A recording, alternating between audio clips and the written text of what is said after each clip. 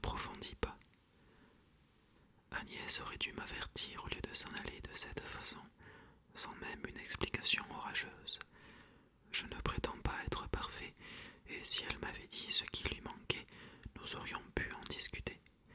Rien, au contraire, pas un mot au cours de 2 années de mariage. Et puis, un matin, profitant de ce que je m'étais absenté un moment, elle est partie en tapinois, à la manière des domestiques qui ont trouvé une place meilleure. Elle s'en est allée et, maintenant encore, 6 mois après qu'elle m'a laissé, je n'ai pas compris pourquoi. Ce matin-là, après avoir fait les achats au marché du quartier, j'aime faire le marché. Je connais les prix, je sais ce que je veux. Marchander, discuter, écouter, tâter, tout cela me plaît. Je tiens à savoir de quelle bête me vient mon beefsteak et de quel panier ma pomme. J'étais sorti de nouveau pour acheter 1,50 m de franges pour le rideau de la salle à manger. Comme je ne voulais pas dépenser plus que de raison, je fis un assez long tour avant de trouver ce qu'il me fallait, dans un petit magasin de la rue de l'Humilité. Il était 11h30 lorsque je revins à la maison. J'entrai dans la salle à manger pour comparer la couleur de la frange avec celle du rideau et, du premier coup d'œil, je vis sur la table l'encrier, la plume et une lettre. Ma première pensée fut « Mais quel souillon elle peut être ! Voilà qu'elle a taché le tapis. » Je pris l'encrier, la plume et la lettre, enlevai le tapis, allai à la cuisine et là, à force de frotter fort avec du citron, je parvins à faire disparaître la tache. Puis je revins à la salle à manger, replaçai le tapis, et seulement alors je me souvins de la lettre. Elle m'était adressée, Alfred. Je l'ouvris et lus. J'ai fait le nettoyage, fais le déjeuner toi-même. D'ailleurs, tu y es habitué. Adieu, je retourne chez maman, Agnès. Tout d'abord, je ne compris rien, puis je relus la lettre et la vérité m'apparut. Agnès était partie. Elle m'avait quitté au bout de 2 ans de mariage. Par la force de l'habitude, je rangeai la lettre dans le tiroir du buffet, où j'ai coutume de resserrer les reçus et la correspondance, et je m'assis sur une chaise près de la fenêtre. Je ne savais que penser, je n'étais nullement préparé à ce qui se passait, et je ne parvenais pas à y croire. Tandis que j'étais allongé dans mes réflexions, mon regard tomba sur le parquet, et je vis une petite plume blanche qui avait dû tomber du plumeau quand Agnès avait fait le ménage. Je ramassai la plume et allai la jeter par la fenêtre. Puis je pris mon chapeau et sortis. Tout en marchant, suivant ma manie d'enjamber chaque fois 2 dalles du trottoir, je commençai à me demander ce que j'avais pu lui faire, à Agnès, pour qu'elle me quittât ainsi, avec une telle méchanceté, comme avec une intention insultante. Tout d'abord, je m'interrogeai. Agnès pouvait-elle me reprocher quelque infidélité, si minime fût-elle ? Aucune, me répondis-je aussitôt. Vous savez, je n'ai jamais eu de grande passion pour les femmes. Je ne les comprends pas plus qu'elles ne me comprennent. Mais, du jour où je me suis marié, on peut dire qu'elles ont cessé d'exister pour moi. À tel point qu'Agnès elle-même me taquinait parfois en me demandant « Que ferais-tu si tu tombais amoureux d'une autre femme ?» Et je répondais « Ce n'est pas possible, je t'aime, toi, et ce sentiment durera toute ma vie. » Et maintenant, en y repensant, il me semble me souvenir que ce « toute ma vie » ne l'avait pas enchantée. Au contraire, elle avait fait une mine longue et avait gardé le mutisme. Passant à un autre ordre d'idées, je voulus examiner si, par hasard, Agnès serait partie pour des raisons d'argent, parce que je ne lui en donnais pas assez en somme. Mais sur ce point également, je pouvais avoir la conscience tranquille. De l'argent, il est vrai que je ne lui en donnais que dans les circonstances exceptionnelles. Mais qu'avait-elle besoin d'argent ? J'étais toujours là, prêt à payer. Et la vie que je lui faisais, allons, elle n'était pas mauvaise, jugez-en un peu. Le cinéma 2 fois par semaine. 2 fois aussi nous allions au café et je ne regardais pas ce qu'elle prit une glace au lieu d'une simple express. 2 revues illustrées par mois et le journal tous les jours. L'hiver, c'était parfois même l'opéra et l'été,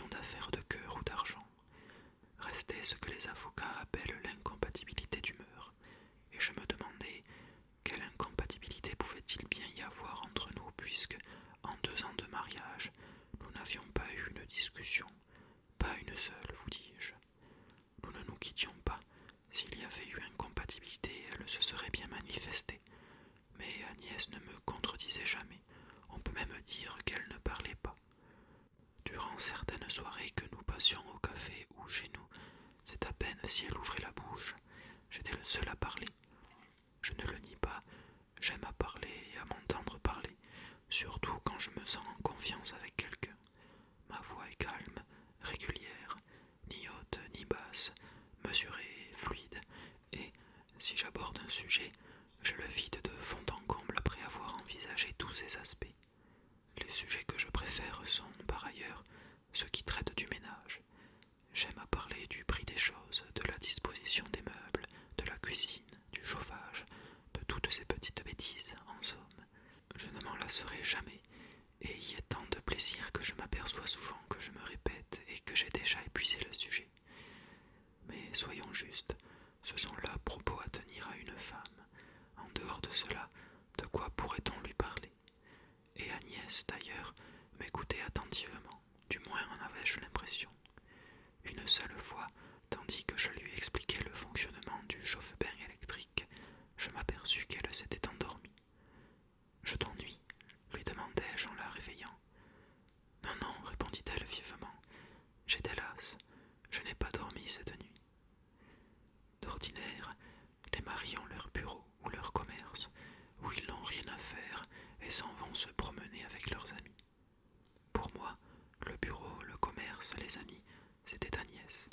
Je ne la quittais pas un seul moment même, et cela vous étonnera peut-être, lorsqu'elle faisait la cuisine. J'adore la cuisine et, tous les jours, avant les repas, je passais un tablier et venais aider Agnès à préparer les plats. Je faisais un peu de tout. Je pelais les pommes de terre, épluchais les haricots, faisais le hachis, surveillais les casseroles. Je l'aidais si bien qu'elle me disait souvent « Écoute, fais toi-même, j'ai mal à la tête, je vais me mettre sur mon lit. » Et je faisais la cuisine tout seul, grâce au livre de recettes. J'étais même capable de me lancer dans des plats nouveaux. Dommage qu'Agnès n'ait pas été gourmande. Les derniers temps même, elle manquait totalement d'appétit et touchait à peine à la nourriture. Elle me dit un jour sur un ton de la plaisanterie « Tu t'es trompé en naissant homme, tu es une femme, une bonne ménagère même. » Je dois reconnaître que cette phrase avait quelque chose de vrai. En effet, outre la cuisine, j'aime assez laver, repasser, coudre, voire, dans les heures de loisir, refaire les ourlets à jour des mouchoirs. Comme je vous l'ai dit, j'étais toujours avec ma femme, même lorsque quelques amis ou sa mère venaient la voir, même lorsqu'elle prit l'idée, je ne sais pas pourquoi, de prendre des leçons d'anglais. Pour ne pas la quitter, je m'astreignis à apprendre comme elle cette langue difficile. Je lui étais si attaché qu'il m'arrivait parfois de me trouver ridicule, comme le jour où, au café, n'ayant pas compris une phrase qu'elle avait prononcée à voix basse, je la suivis jusqu'à la porte des cabinets où la préposée m'arrêta en me prévenant que je ne pouvais entrer dans l'endroit réservé aux dames. Ah, un mari comme moi, cela ne se trouve pas facilement. Souvent elle me disait « Je dois me rendre à tel endroit, voir telle personne qui n'a aucun intérêt pour toi. » Moi je lui répondais « Je vais avec toi, d'ailleurs je n'ai rien à faire. » Elle répliquait « Viens si tu veux, mais je te préviens que tu t'ennuieras. » Et non, au contraire, je ne m'ennuyais pas, et je le lui disais après. Tu vois, je ne me suis pas ennuyé. Bref, nous étions inséparables. Tout en pensant à ces choses et en me creusant en vain la tête pour savoir le motif de la conduite d'Agnès, j'étais arrivé au magasin de mon père. C'est une boutique d'objets de piété, près de la place de la Minerve. Mon père est un homme encore jeune, cheveux noirs, frisés, moustaches noires et sous ces moustaches, un sourire que je n'ai jamais défini. Par habitude peut-être d'avoir affaire aux prêtres, aux personnes dévotes, il est étonnamment doux, calme, avec des manières parfaites. Mais maman, qui le connaît bien, dit que ses nerfs sont douces à l'intérieur. Donc, je passai entre les vitrines garnies de patènes et de ciboires et gagnai directement l'arrière-boutique où mon père était à son bureau. Comme d'habitude, il faisait ses comptes en mordillant ses moustaches, l'air absorbé. D'une voix étranglée, je murmurai « Papa, Agnès m'a quitté. » Il leva les yeux et je crus voir un sourire sous ses moustaches. Peut-être ne fut-ce qu'une impression. Je regrette, fit-il, je regrette vraiment. Et comment cela est-il arrivé? Je lui racontai comment les choses s'étaient passées, et en finissant, je suis navré, bien sûr, mais je voudrais surtout savoir pourquoi elle est partie. Tu ne t'en doutes pas, demanda-t-il perplexe. Non. Il se tut un moment, puis dit en soupirant. Je suis désolé, Alfred, mais je ne sais que te dire. Tu es mon fils, je te fais vivre, je t'aime bien, mais pour ce qui est de ta femme, c'est toi que cela regarde. Bien sûr, mais pourquoi m'a-t-elle quitté? Il hocha la tête. À ta place, je n'approfondirai pas. Laisse cela tranquille. Que t'importe de connaître ses motifs? Il m'importe extrêmement, plus que tout. À ce moment, deux ecclésiastiques entrèrent dans la boutique et mon père se leva pour aller les servir. Reviens plus tard, me dit-il. Nous causerons. Maintenant, je suis occupé. Je compris que je n'avais pas autre chose à attendre de lui et m'en allai. La maison de la mère d'Agnès n'était pas loin, sur le cours Vittorio. La seule personne qui put m'expliquer le mystère de cette fuite, c'était Agnès elle-même, pensai-je, et je me rendis chez elle. Je grimpai rapidement l'escalier et me fis introduire au salon. Mais au lieu d'Agnès, ce fut sa mère qui apparut, une femme que je ne pouvais souffrir, une commerçante elle aussi, avec des cheveux teints, des joues flétries, souriante, sournoise, fausse. Elle était en robe d'intérieur, une rose à la poitrine. En me voyant, elle feignit la cordialité. Oh, Alfred, qu'est-ce qui me vaut le plaisir de te voir? Vous avez la raison, maman. Agnès m'a quitté. Je sais, mon fils, répondit-elle avec calme. Elle est ici. Que veux-tu faire? Ce sont des choses qui arrivent. Comment? C'est ainsi que vous me répondez? Elle m'examina un moment, puis as-tu mis les tiens au courant? Oui, mon père. Et que t'a-t-il dit? En quoi cela pouvait-il l'intéresser de savoir ce que m'avait dit mon père?